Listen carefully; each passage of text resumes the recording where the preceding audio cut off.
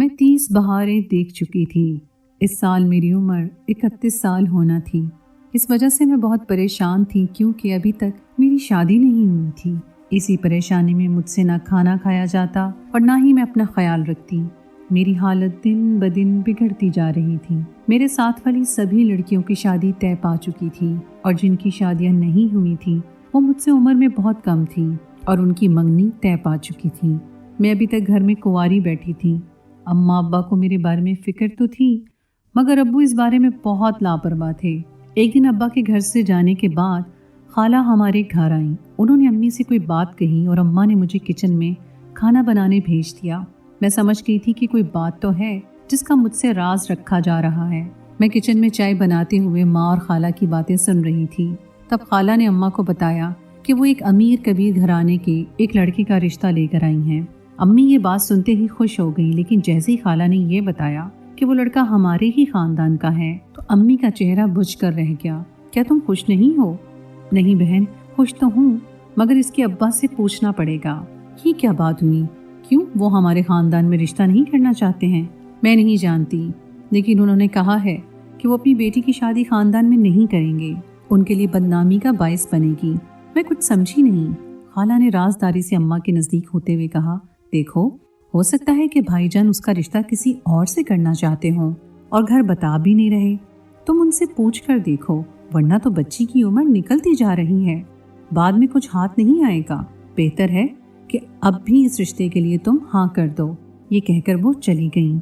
उसके बाद अम्मा ने मुझे सारी तफसील बताई और बोली, तेरा बाप इस रिश्ते के लिए नहीं मानेगा। लड़का तो अमीरों का है, उसकी लाखों करोड़ों की जायदाद है। मुझे नहीं लगता तुम्हें दोबारा ऐसा रिश्ता मिलेगा। अम्मा तो ये कहकर खामोश हो गई, मगर मेरे दिल में खलबली सी मच गई क्योंकि मैं किसी भी शख्स से शादी करके अपना घर बसाना चाहती थी, जबकि अम्मा ने साफ कह दिया कि अब्बा इनकार कर देगा। और फिर वही हुआ। रात के 8 बजे अब्बा घर आए। खाने के बाद अम्मा ने उनके सामने बैठकर इस रिश्ते की रुदात बयान कर दी और साथ ही ये भी कहा कि मैं भी उसके लिए हाँ कहना चाहती हूँ। अम्मा की बात सुनते ही अब्बा जी भड़क उठे, चारपाई से उठकर खड़े हो गए और ऊंची ऊंची आवाज में अम्मा को डांटने लगे। तुम जानती नहीं, तेरी बेटी में नुक्स है, उसे खानदान में नहीं ब्याह सकते। तुझे मेरी बात समझ क्यों नहीं आती? अब्बा की बातें सुनकर मैं सहम गई थी। अम्मा नहीं चाहती थी कि मैं ये बात सुनूं, मगर अब ये बात मेरे कानों में पड़ चुकी थी। मैं फौरन भागकर बाहर आ गई। क्या कह रहे हैं आप? अच्छी भरी तो हूँ मैं, मुझ में कौन सा नुक्स है? खूबसूरत हूँ, पढ़ी लिखी हूँ। आप ये क्यों कहकर मेरी बेइज्जती कर रहे हैं? खानदान के बाकी लोगों को भी यही कह रहे हैं। क्या इसीलिए कोई मेरा हाथ नहीं मांगता? मैं दरवाजे की चौखट पर बैठकर रोने लगी। अब्बा हाँफता कांपता मेरे पास आया। उसके लहजे में कमजोरी थी। ना मेरा बेटा, ऐसी कोई बात नहीं। बाप औलाद का बुरा नहीं चाहता। मैं तुम्हारी भलाई चाहता हूँ। मैं तुझे बता नहीं सकता, बस तुझ में नुक्स है और मैं तुझे खानदान में नहीं ब्याने दूंगा। तुम मेरी बात को समझो। अब्बा ने ये कहकर मुझे खामोश करवा दिया। उनका हाथ कांपता देखकर मुझ में हिम्मत नहीं हुई कि मैं उनसे किसी भी किस्म की वजाहत तलब करूं। मैं खामोश थी, मगर मेरा दिल कह रहा था कि अब्बा मुझसे कुछ छुपा रहा है और मैं भी कुछ बुझी बुझी सी रहने लगी थी। अगर मुझ में इतना बड़ा नुक्स है तो फिर मैं कभी शादी नहीं कर पाऊंगी। ये सोचकर ही मैं चुप होकर बैठ गई। अगले दिन मेरी दोस्त इकरा मुझसे मिलने आई। मुझसे रहा ना गया तो मैंने उसे ये बात कह दी। मेरी बात सुनकर वो हंस पड़ी और बोली, तू पागल है क्या? तुझे नजर नहीं आता? तेरे माँ बाप अब बूढ़े हो गए हैं, उनको सहारे के लिए एक मुकम्मल इंसान की जरूरत है। बेटा तो है नहीं, अब तुझे ही इस घर में रखना चाहते हैं ताकि तू कभी यहाँ से ना जाए और हमेशा उनकी खिदमत करती रहे। या तो तेरे सर पर घर दामाद थोप देंगे या तेरी कभी शादी नहीं करेंगे। लिख ले मेरी बात। और इसीलिए तेरा बाप बहाने बना रहा है। इकरा की बात सुनकर मैं हक्का बक्का रह गई। क्या अब्बा मुझसे इतनी बड़ी हेरा फेरी करेगा? मैंने सोचा भी नहीं था। खैर, मैंने सोच लिया था कि अब अब्बा की बातों में नहीं आऊंगी। तभी मैंने भी दिल लगी करने का सोचा, क्योंकि मैं जानती थी कि अब शराफत से मुझे ब्याह करने वाले नहीं। मेरे चचा का बेटा फरीद काफ़ी अरसे से मुझ में दिलचस्पी रखता था। अगरचे वो निकम्मा था, हर वक्त कबूतरबाजी और कुत्तों वगैरह को पालने में मसरूफ रहता। कुत्तों को या कबूतरों को बेचने से जो रकम हासिल होती, फरीद उसी से अपना गुजारा करता। मगर मुझे इस बात की कोई परवाह नहीं थी, क्योंकि 27 साल का नौजवान था और मेरी उम्र 30 साल हो चुकी थी। सर में सफ़ेदी उतर रही थी। मैंने सोचा फरीद भी इतना बुरा नहीं है, अच्छा खासा है, शक्ल सूरत भी माकूल है, रिस्क तो अल्लाह देता है, अगर उसने चाहा तो कमा ही लेगा। یہ سوچ کر میں نے فرید کے اشاروں کا جواب مثبت طریقے سے دینا شروع کر دیا۔ فرید تو پہلے ہی مجھ پر لٹو تھا، ایک دو بار مسکرانے سے وہ تو میرا دیوانہ ہو گیا۔ اب ہم تنہائی میں ملاقات کرنے لگے۔ فرید نے مجھ سے محبت کا بھرپور اظہار کیا اور کہنے لگا کہ میں تم سے شادی کرنا چاہتا ہوں، تجھے اپنا بنانا چاہتا ہوں، تم ایک بار میری ہو جاؤ، پھر میں تایا ابو کو خود سمجھا دوں گا کہ وہ میرے بارے میں ایسی باتیں نہ بولے، میں تجھے کبھی چھوڑ کر نہیں جاؤں گا۔ اب میں اپنی ماں سے کہتا ہوں کہ وہ تیرے لیے تیرے ابو سے بات کریں۔ میں بھی خوش تھی کیونکہ فرید گھر کا لڑکا تھا۔ میرے خیال میں ابا اس بارے میں انکار نہیں کر سکتے تھے کیونکہ فرید کو سبھی جانتے تھے اور فرید اچھا خاصا فرمانبردار شریف لڑکا تھا۔ بس اس کی بری عادت تھی کہ وہ کبوتر پالنے میں زیادہ دلچسپی رکھتا تھا اور کوئی کام کاج نہ کرتا۔ فرید نے مجھ سے وعدہ کیا تھا کہ شادی کے بعد وہ مجھے کھلائے گا، خاندان کی باقی عورتوں کی طرح مجھے گھر سے باہر پیسے کمانے کے لیے ذلیل و رسوا نہیں ہونے دے گا۔ میں نے فرید کو باتوں میں آ کر ابا کے بھی کان میں یہ بات ڈال دی تھی، مگر انہوں نے کسی قسم کے رد عمل کا اظہار نہیں کیا۔ میں سمجھی کہ ابا راضی ہیں۔ مقررہ دن پر فرید نے مجھے بتایا کہ آج چچی تمہارے گھر تمہارا رشتہ مانگنے آئے گی۔ اگر اسی دن شام کو چچی بھڑکتی ہوئی میرے گھر پہنچی، ان کی اور ابا کے بیچ میں نہ جانے کیا بات ہو رہی تھی کیونکہ یہ دونوں کمرہ بند کر کے اندر کوئی بات چیت کر رہے تھے۔ ابو کی آواز کمزور تھی، چچی چیخ رہی تھی۔ اس سب معاملے میں میں بہت شرمندہ ہوئی کیونکہ فرید نے مجھ سے کہا تھا کہ چچی میرا رشتہ مانگنے آئے گی، جبکہ لڑائی جھگڑا کرنے، ابا کو برا بھلا کہنے اور مجھے بد کردار کہنے اس گھر میں آئی تھی۔ وہ ابا کو برا بھلا کہہ کر گھر سے چلی گئی جبکہ ہم ان کا منہ دیکھتے رہ گئے۔ فرید نے بھی اپنی ماں سے اس بات کی توقع نہیں کی تھی۔ وہ بہت سخت پریشان ہوا اور میرا تو شرمندگی سے برا حال تھا۔ ان کے جانے کے بعد ابو نے مجھے پیٹنا شروع کر دیا۔ منحوس، تجھے یہی ملی تھی؟ اسی کا بیٹا تجھے نظر آیا تھا شادی کے لیے؟ دیکھتی نہیں کہ عمر میں وہ تجھ سے 3 سال چھوٹا ہے؟ اس کی ماں مجھے کتنے تانے دے کر گئی ہے، ایسا کیوں کیا تو نے جس سے تیرے باپ کو شرمندگی ہو؟ خدا کے لیے باز آ جا۔ ابا کی یہ باتیں سن کر میں بہت پریشان ہوئی، لیکن اقرا کی باتیں میرے ذہن میں گردش کر رہی تھیں۔ میں جانتی تھی کہ ابا اور چچی دونوں ہی بہانے بنا رہے ہیں، ورنہ ہم دونوں میں ایسا کوئی نقص نہ تھا کہ ہماری شادی نہ کروا سکیں۔ خیر میں خاموش ہو گئی۔ اب کی بار میں نے سوچ لیا کہ فرید کو بتاؤں گی، یوں ہمارے گھر میں ہماری شادی نہیں ہونے والی، نہ تم کو کوئی لڑکی دے گا نہ میرے لیے کوئی رشتہ آئے گا۔ کیوں نہ ہم گھر سے بھاگ چلیں؟ اگر بھاگ کر شادی کریں گے تو کسی کو کوئی اعتراض نہیں ہوگا کیونکہ ہم دونوں ایک دوسرے کے ذمہ دار خود ہوں گے۔ تو بھی اپنی ماں کا اکلوتا ہے اور میں بھی اپنے ماں باپ کی اکلوتی اولاد ہوں، ہمارے لیے تو کوئی مسئلہ نہیں۔ میری بات سن کر فرید نے حامی بھر لی۔ بولا آج رات میں تجھے تیرے گھر سے لینے آؤں گا، اپنے دوست سے موٹر سائیکل کا بندوبست کر لیا ہے، بس رات کو تیار رہنا۔ فرید کی یہ بات سن کر میں خوش ہو گئی۔ ہمارے گھر میں خاموشی کا عالم تھا، پورے گاؤں میں خاموشی تھی۔ فرید بائک لے کر باہر کھڑا تھا۔ جیسے ہی مجھے بائک سٹارٹ ہونے کی آواز آئی، میں نے اپنے کپڑوں والی پوٹلی اٹھائی اور دبے قدموں اپنے گھر سے باہر نکل آئی۔ دروازہ پار کرتے ہوئے میرے آنسو میری آنکھوں سے نکلے اور گھر کی چوکھٹ میں جذب ہو گئے، مگر میں نے خود پر قابو رکھا کیونکہ میری عمر کافی زیادہ ہو گئی تھی، اب مزید انتظار نہیں کر سکتی تھی، ورنہ ہمیشہ کے لیے خوشی سے محروم ہو جاتی۔ جب فرید کے ساتھ موٹر سائیکل پر بیٹھی تو میرے ہاتھ کانپ رہے تھے۔ فرید بھی پریشان تھا۔ ہم لوگوں کو رات کے اندھیرے میں گاؤں سے نکلنا پڑا۔ فرید کا رخ سرگودا شہر کی طرف تھا جہاں پر اس نے پہلے سے ہی کوئی ہوٹل بک کر رکھا تھا۔ تقریباً رات کے 2 بجے ہم ہوٹل پہنچے۔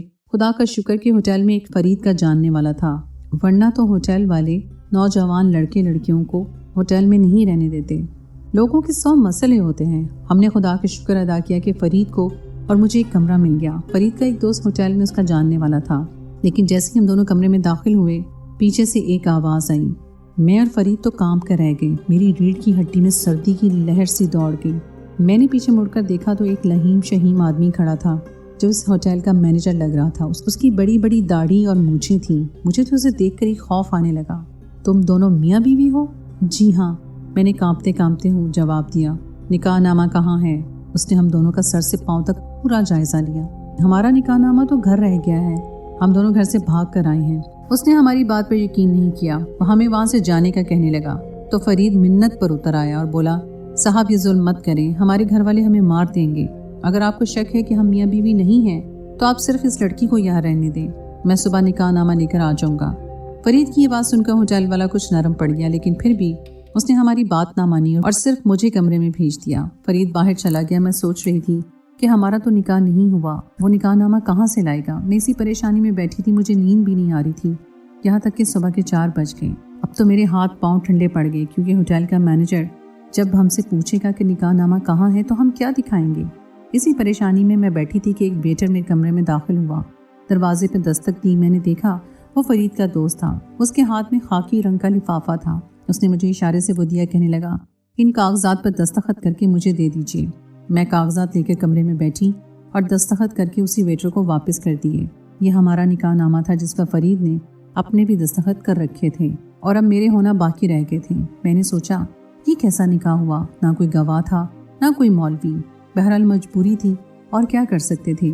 پھر فرید کا دوست چلا گیا اور میں اس کا انتظار کرنے لگی۔ صبح کے تقریباً 6-7 بجے جب سب لوگ ہوٹل میں آنا شروع ہوئے تو وہ مینیجر ہمارے کمرے کی طرف آیا۔ اس کے ساتھ فرید بھی تھا اور فرید کے ہاتھ میں ایک بڑا لفافہ تھا جس میں اس نے نکاح نامہ سنبھال رکھا تھا۔ فرید کے ہاتھ میں نکاح نامہ دیکھ کر میں ہوٹل کا مینیجر خوش ہو گیا اور کہنے لگا میں کسی گناہ کی اجازت نہیں دیتا، تم لوگوں نے صحیح راستہ اختیار کیا ہے، تو اب میری طرف سے یہاں تم لوگ 2 دن کے لیے رہ سکتے ہو، لیکن اپنے رہنے کا مستقل بندوبست کر لو۔ ہوٹل کے مینیجر کے جانے کے بعد فرید ہمارے پاس آیا۔ مجھے بہت عجیب لگ رہا تھا کیونکہ میری نظر میں نکاح نہیں ہوا تھا، لیکن اسی لمحے فرید مجھے دیکھ کر چیخ پڑا اور پیچھے ہٹ کر کھڑا ہو گیا۔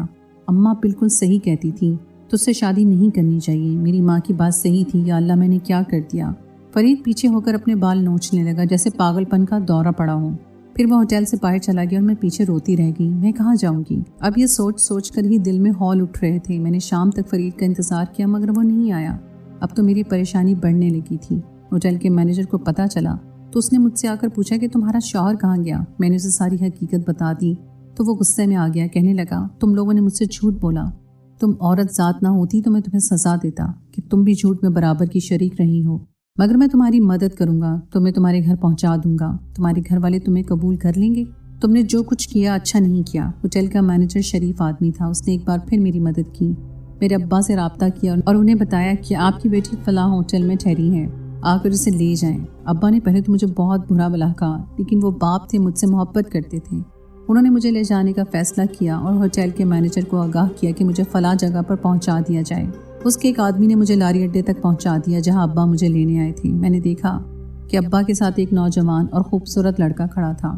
یہ کون تھا اور کہاں سے آیا تھا میں نہیں جانتی تھی، مگر ابا کے ساتھ اسے دیکھ کر مجھے عجیب سا لگ رہا تھا۔ گھر پہنچ کر ابا کہتے ہیں میں تمہارا نکاح اس شخص سے کرنا چاہتا ہوں۔ یہ کون ہے ابا؟ میں نے ڈرتے ڈرتے پوچھا۔ یہ میرا شاگرد ہے، اسے تمام حقیقت کا علم ہے۔ تم کو لگتا ہوگا کہ تمہارا باپ جھوٹ بولتا ہے، لیکن تم نے دیکھ لیا ہوگا کہ فرید تمہیں چھوڑ کر چلا گیا، اسے بھی تمہارے نقص کا پتہ چل گیا ہوگا۔ میں نے تم سے کہا تھا نا بیٹی کہ تم ایسا کبھی مت کرنا، لیکن تم نے میری ایک نہ سنی۔ یہ کہہ کر وہ اپنے گھر کی طرف روانہ ہو گئے۔ میں اس نوجوان کے ظرف پہ حیران تھی۔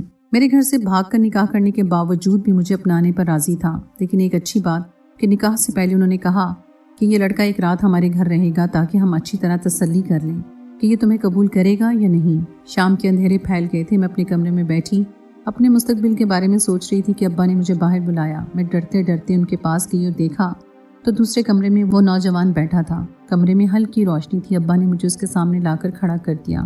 اس نے ایک نظر دیکھ کر اپنا سر جھکا لیا اور اسبات میں سر ہلا دیا۔ بہرحال اگلے 2 دن ہمارے گھر میں شادی کی تیاریاں تھیں۔ گاؤں والے حیران تھے کہ نصیر الدین اپنی بیٹی کو ایک اجنبی کے ہاں بیاہ رہا ہے، مگر ابا نے کسی کی باتوں کا جواب نہیں دیا۔ بالآخر میری شادی اس نوجوان اکبر احمد سے ہو گئی اور میں بیاہ کر اس کے گھر آ گئی۔ میری شادی والے دن میں نے ابو سے پوچھا ابا آخر مجھ میں نقص کیا ہے؟ مجھے پتا تو ہو کہ جس سے مجھے بیاہ دیا ہے اگر وہ بھی یہ نقص جان لے گا تو کیا مجھے پھر سے طلاق ہو جائے گی؟ نہیں میری بیٹی، یہ نوجوان مختلف ہے۔ گاؤں والے اس کے خیالات و نظریات نہیں سمجھتے۔ یہ تمہیں کبھی بھی اکیلا نہیں چھوڑے گا۔ دراصل تمہارے اندر اور کوئی نقص نہیں ہے۔